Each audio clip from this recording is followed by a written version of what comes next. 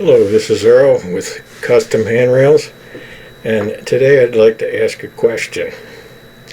Question to all you stair builders and handrailers and woodworkers, and maybe even get some feedback from the SMA members. The question is, the old world tangent handrail method, is it relevant today?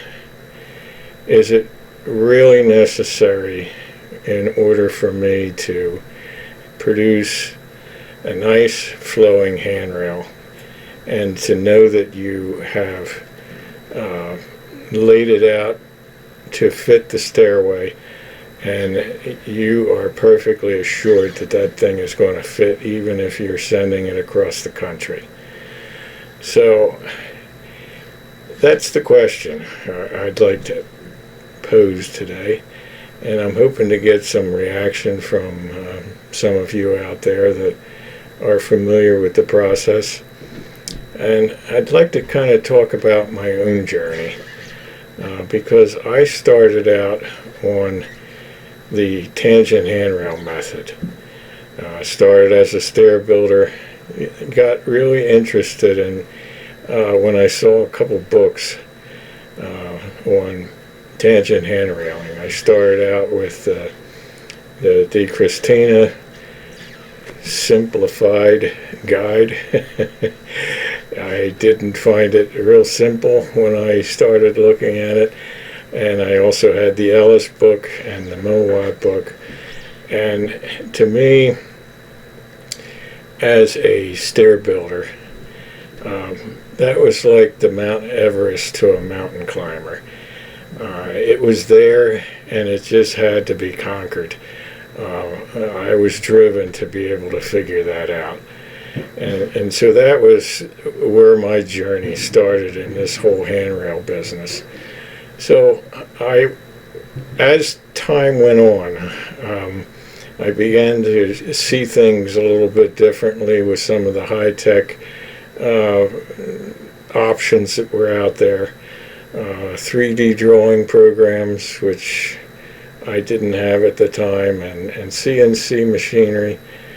Those were things that I found out later on after I started. And I think part of the reason I started where I did was I didn't have complete assurance as to how well this was going to work out. And so I didn't invest a lot of money from the get-go. I did the bare minimum. I bought a 2D drawing program. I think it was the AutoCAD LT. And I bought this plotter behind me.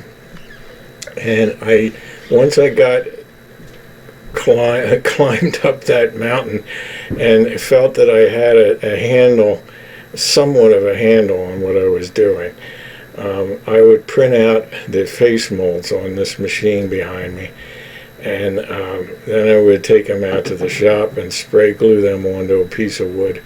And it gave me a nice, true, crisp line to follow with bandsawing. And that worked pretty well. The downside to the whole process was the shaping of the handrail. I did not relish the idea of standing at the bench with a chisel and a scraper and a thumb plane or whatever else was necessary to get that profile on the handrail after it was squared out. And so I found out a few things along the way, asked some questions, and I found out that a French spindle would do what I wanted it to do. And I was warned against it, but because of the lack of desire to do the hand profiling, I took the dangerous route. It certainly had its consequences later on, but that's where I decided to go in the beginning. And as a younger man, we can do anything. You just got to stay sharp and know what you're doing, and everything will be fine. Well, that didn't always work out so good. So in my journey, once that French spindle almost took my thumb off, I started seriously thinking in other directions. And I bit the bullet and got a 3D drawing program and started fooling around with that. And I was kind of getting a feel for the transition there, that it just might be a good idea. And then I invested in a CNC machine, which I planned on, which didn't happen right away, of putting a fourth axis on it and doing it that way. I had to kind of rig up fixtures on the table before I had the fourth axis, and it worked. It was something that was doable.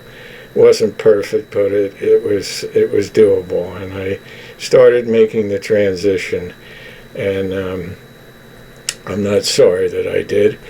But the question that is on my mind today is it something that we should try and push to someone who wants to learn the handrail business, that this is the way to learn?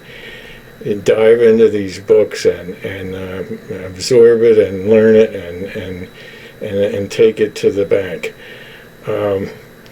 I have a slightly different opinion on that, and that's what I'd like to demonstrate today, my own journey in this whole process. So what we're going to do is take a look at one of my handrail projects. It happens to be pictured, the process, on my website under the blog tab.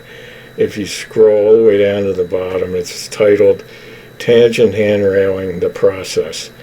And it shows the paper printed out pattern on blocks of wood and the process that I went through to get them to be a finished piece of handrail.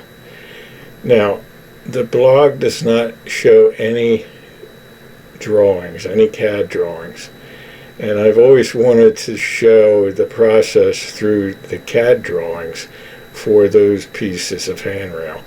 I've had a lot of response on my website over those entries on the blog, so I'd like to complete it with where those drawings came from and how they work. And then when I'm done, I'd like to show the same process with the 3D drawing program and let you decide the difference. So let's get into it. I'm going to open up my Rhino drawing program and walk through the original drawing. Now, this job took place years ago, back when I was just kind of cutting my teeth on the process. A little disclaimer with it. The drawing process that I used is not necessarily the simplest process. There's all kinds of different options. If you read all three of those books and look at the drawings, they all have, even within one book, they have a number of different methods to come up with the same thing. So this drawing of mine is certainly not simplified. There's many ways to get to the final answer, much simpler and quicker, but at the time I did this drawing, this is what I learned from the books, and I was thrilled with being able to figure it out. And that's, we're going to go back over that same process, the same way that I got the answer to the handrail that's on my blog.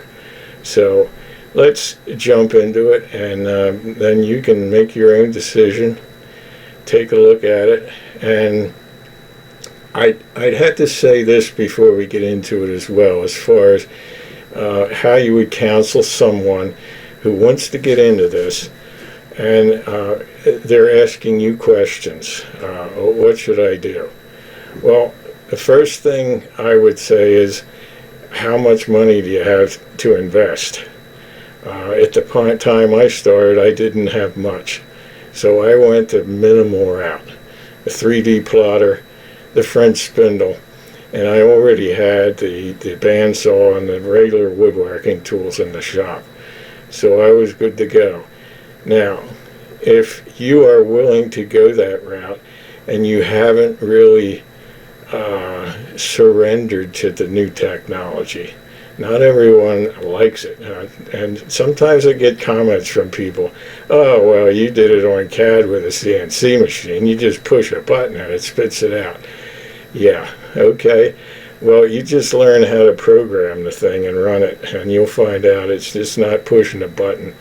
So, if you have a thing about the new technology, and if you like splitting a chair out of a log and hand shaping it and spoke shaving and draw knifing and having your hands on that piece of wood and getting the smell and the hand craftsmanship, I get that. I love it too.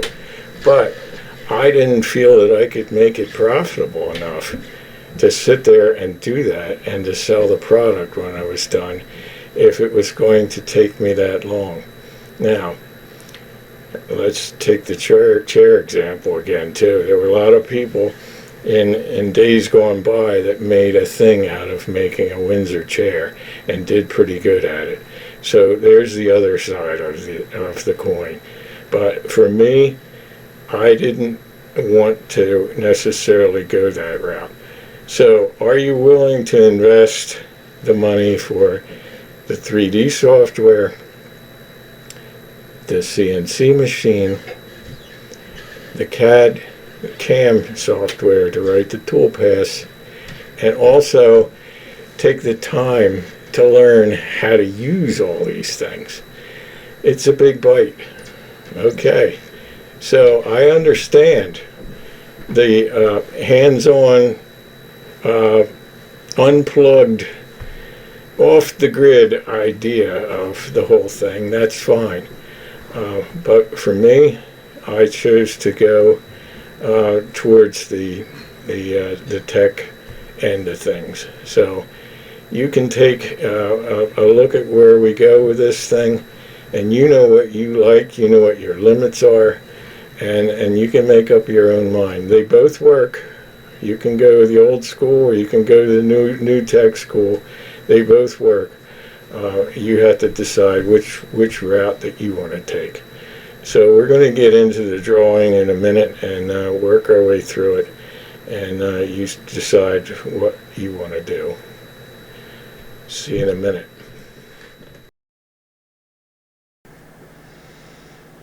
Alright, that's a wrap, and thanks for watching, and stay tuned for part 2 of Is the Tangent Handrail Method Dead? See you next time.